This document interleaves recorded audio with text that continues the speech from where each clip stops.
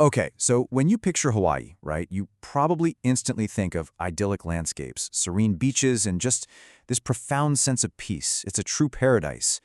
But today's explainer, it completely shatters that tranquil image, bringing us face to face with the chilling reality of a sudden, brutal, and entirely unexpected crime spree. We're talking about a situation that has left a tight-knit community absolutely paralyzed with fear. We're going to look at the facts directly from the sources to understand exactly what happened here and how Tropical Haven was turned completely upside down in just a matter of days. 48. Just 48 hours. That is the incredibly narrow window of time in which 3 elderly men were brutally killed in the Puna district of Hawaii. It's an almost incomprehensibly short time frame for such concentrated violence in what's normally a quiet community. This single number instantly grips you, right? Because it shows the sheer speed and ferocity of this escalation. Families were devastated, and a whole community was put on high alert, literally overnight. So what does this all mean? How does a paradise turn into a hunting ground in just 2 days? Well, that is the central question we're unpacking today.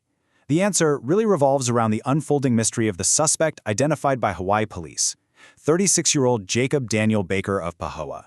Now, as we map out the details in this explainer, you really need to keep in mind that Baker is currently on the run. The authorities have made it explicitly clear. He is armed, he's extremely dangerous, and finding him is the absolute highest priority right now. All right, let's dive right into the Puna timeline and look at exactly how these victims were discovered. To really wrap our heads around the gravity of the situation, we need to look at how incredibly fast it played out. On Monday evening, the first victim, a 69-year-old man, is found partially submerged in a cement pond off Railroad Avenue. Initially, police aren't even sure if it's foul play or just a medical emergency. But then just after 12:30 p.m. the very next day, Tuesday, a 79-year-old man is found dead off Papaya Farms Road. So the absolute crucial point here is the proximity. These first 2 victims, they live just 400 to 500 feet from each other. That is basically right next door.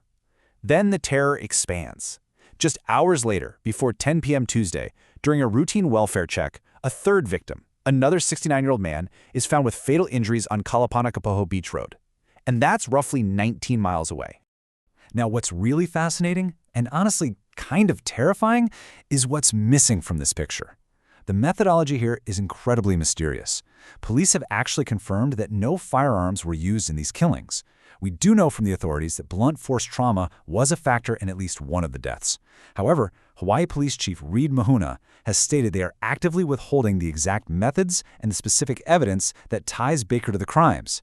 They're doing this to protect the integrity of the investigation, which makes sense. Furthermore, police have found absolutely zero known connection between the victims, other than the fact that victims 1 and 2 lived right down the street from each other. Let's shift focus for a second to a community in absolute shock and take a moment to remember the victims.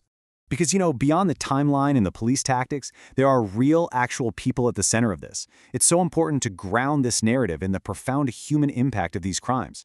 While police haven't released all the victims' names yet, some families are speaking out, and this brings us to Bob Shine. He was a farmer and one of the victims. His daughter, Adarin Shine, shared just a heartbreaking story. She was actually hosting a birthday gathering when she first learned of the killings. Imagine that. She found out the horrific truth from a neighbor who had witnessed parts of what unfolded. Amarin described this surreal disbelief, looking at old pictures and remembering her father as a light of love to so many people. I think that single quote perfectly encapsulates the raw, devastating emotional toll on the families left behind. But here's where the story takes a really dark turn. We need to talk about the ignored warnings and the missed signals. As we dug deeper into the sources, a much darker, even more tragic layer emerged. This whole thing wasn't entirely without precedent. There were devastating missed warnings that occurred just days before the first body was even discovered. On Friday, actually 2 terrifying days before the killings even began, 2 women frantically sought temporary restraining orders against Jacob Daniel Baker. They alleged he made threats against their lives and others. Yet, while the 3 victims were being discovered across Monday and Tuesday, those exact restraining order petitions were officially denied by a judge on Tuesday. Think about that, the exact same day the final 2 bodies were found. It is a chilling administrative parallel to a very real, very bloody tragedy. Let's read the exact words from the court filings obtained by CNN, just to get a sense of what was happening. This quote is from the owner of Jasana's Organic Garden, which is a tropical organic farm. She wrote, "I don't feel safe. He will enter our property and take items, threaten us, says he wants to squat there." She explicitly alleged Baker threatened her life and the lives of others on the property. And here is the deeply unsettling context for you.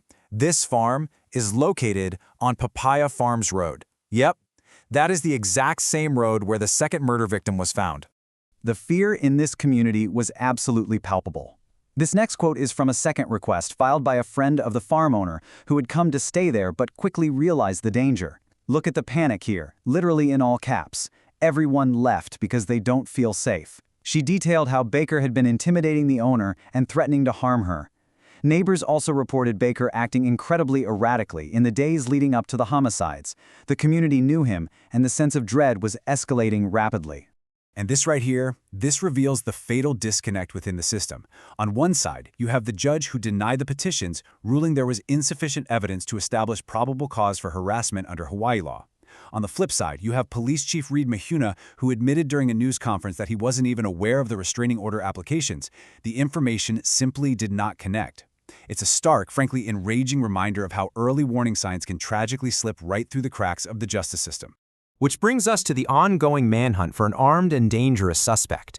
So the past is documented, right? But the threat is still incredibly active today. So what do you need to know right now? The suspect's description directly from the authorities is very specific. Jacob Daniel Baker is 36 years old. He is 5'9", weighing approximately 190 pounds. He has short black hair, and a key identifying feature to look out for, he has a tattoo directly under his left eye. Police have deployed significant resources in the Puna district. They're increasing patrols and following up on every lead. The chief's message to Baker was crystal clear. Turn yourself in and don't risk further harm. But until he does, his status remains armed and extremely dangerous. If you are in the area and you actually see him, the instructions are simple. Do not approach him, period. Call 911 immediately, or you can use the police department's non-emergency tip line at 808-935-3311. We've walked through the timeline, the victims, and those terrifying missed signals, and it leaves us with a haunting question to consider long after this explainer ends. When a community screams for help, and the legal thresholds aren't met until it's far too late, how do we bridge the gap between insufficient evidence and a 48-hour nightmare?